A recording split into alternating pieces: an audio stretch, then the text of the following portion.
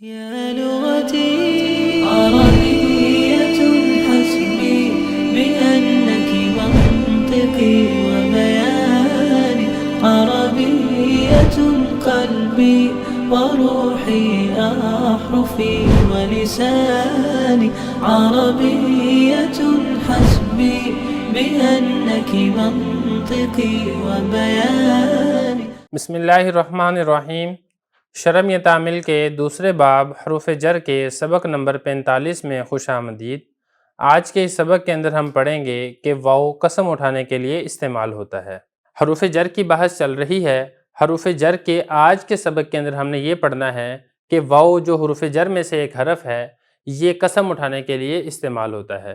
جیسا کہ آپ گزشتہ اسباق کے اندر چند دیگر حروف بھی پڑھ چکے ہیں کہ لام قسم اٹھانے کے لیے استعمال ہوتا ہے، با قسم اٹھانے کے لیے استعمال ہوتا ہے، اسی طرح تا قسم اٹھانے کے لیے استعمال ہوتا ہے، اور واو بھی قسم اٹھانے کے لیے استعمال ہوتا ہے. دیکھیں یہی بتا رہے ہیں کہ والواو للقسمی کہ واو قسم اٹھانے کے لیے استعمال ہوتا ہے.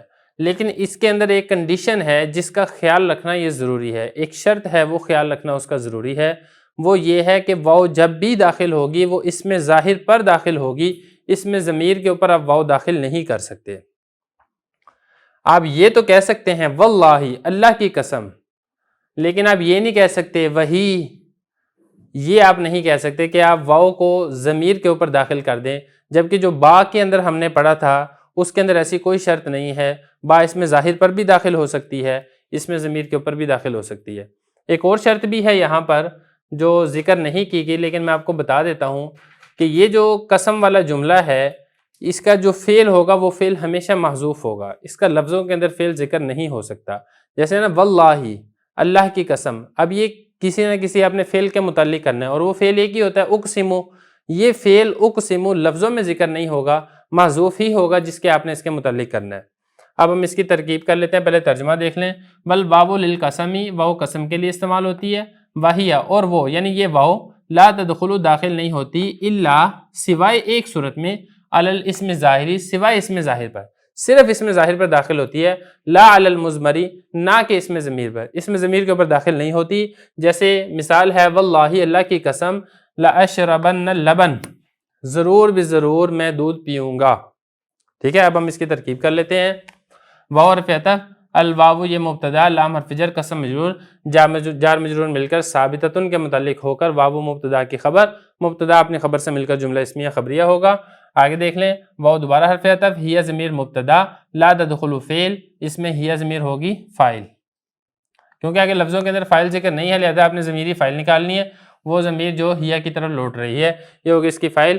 الا حرف استثناء، علی حرف جر، اسم موصوف ظاہر صفت، موصوف صفت مل کر علی جار کا مجرور، جار مجرور مل کر معطوف علیہ. یہ جو لا ہے یہ لا حرف عطف ہے. آگے چل کے آپ پڑھ لیں گے تفصیل.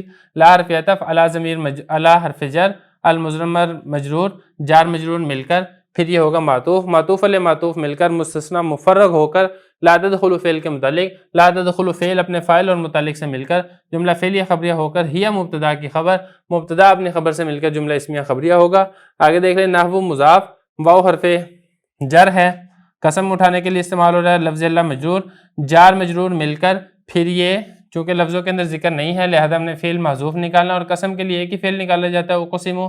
اقسمو فعل کے متعلق، اقسمو فعل اپنے فاعل، اس میں انا ضمیر فاعل ہوگی، اپنے فعل فاعل متعلق سے مل کر قسم، اور یہ بن جائے گا اس کا جواب قسم. اس کو بھی دیکھ لیں. لا یشربن فعل، انا ضمیر اس میں فاعل ہے، اللبن اس کا مفعول، فعل فاعل مفعول مل کر جملہ فعلیہ خبریہ ہو کر قسم کے لیے جواب قسم، قسم اپنے جواب قسم سے مل کر جملہ قسمیہ ہو کر مفرد کی طویل میں ہو کر نحو مضاف کے لیے مضاف الیہ، مضاف مضاف الیہ سے مل کر پھر مثال ہو مبتدا کی خبر، مبتدا اپنی خبر سے مل کر جملہ اسمیہ خبریہ ہوگا.